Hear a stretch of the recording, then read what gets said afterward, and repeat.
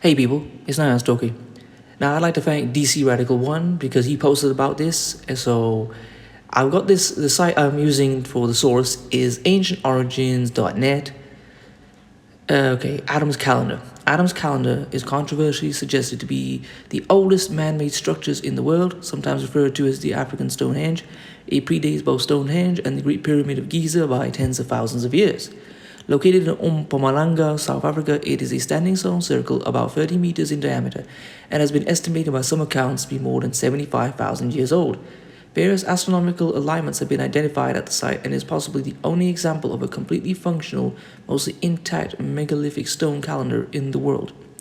Scattered throughout the mountains of South Africa are thousands of stone circle ruins. The first estimate of the number of these ruins was made in 1891 by English explorer Theodore Bent. He estimated there were about 4,000 in this area of the world. By 1974, the estimate had risen to 20,000. Today, researchers and authority on the subject, Michael Tellinger, has estimated the number of ancient stone ruins to be 100,000 or possibly much higher.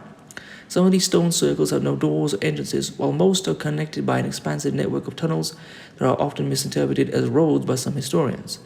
This connected grid of circular ruins are immersed in a seemingly never-ending expanse of ancient agricultural terraces surrounding the structure. Adam's Calendar is considered to be the most famous among these ruins. Known by African elders as the birthplace of the sun or Inzalo Yalanga, the site was first brought to public attention in 2003 by South African pilot Johan Hain. He had been flying over the mountains of Mpumalanga, South Africa for over 20 years and took an interest in the thousands of strange circular objects scattered throughout the region and began photographing them. In consulting experts on their origins, he was informed that they were the remains of cattle kraal, livestock enclosure left behind by the Bantu people when they migrated from the north around the 14th century. Today, this theory seems far from definitive, as the structures are unlike any of our Bantu cattle kraal designs, which are usually made of thorny shrubs with a single entrance exit for the cattle. There are also several thousand of them spread over tens of thousands of miles. An air crash involving one of these crew aboard Johan to discover the mysterious monolithic circle by accident. En route to find one of his pilots who crashed his plane on the edge of the cliff, Johan noticed an arrangement of large stones sticking out of the ground next to the crash site. While rescuing the injured pilot down the side of the cliff, Johan walked over to the monoliths and realized they were aligned to the cardinal points, north, south, east, and west, as well as the equinoxes and solstices. There are at least 3 monoliths aligned towards the sunrise, but on the west side of the aligned monoliths, there's a strange hole in the ground. After weeks and months of measuring and making observations, Johan suspected it was a stone calendar. The site is aptly named Adam's Calendar because the stones are placed to track the movement of the sun, which casts shadows on the rock. It still works perfectly as a calendar today by following the shadow of the setting sun, which is cast by the taller central monolith onto the flat stone beside it. This remarkable calendar was originally a large circular stone structure resembling Stonehenge, and in the center of the circle are 2 upright stones which are said to have been carved. Its original shape is still clearly visible from satellite images. The stones are all dolomite, weighing up to 5 tons each, and are said to have been transported from a distant site. It should be noted that the area surrounding Adam's Calendar is extremely rich in gold. Several mining shafts have been reported in the area, with one of the richest working mines in the world today being the Sheba gold mine located in Mpumalanga. Not only did the rich gold reefs attract attention in the 1880s, but the early evidence of historic civilizations mining for minerals were described in writings by the early Europeans.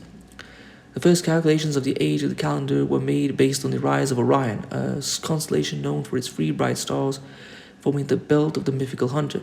The Earth wobbles on its axis, so the stars and constellations change their angle of presentation in the night sky on a cyclical basis.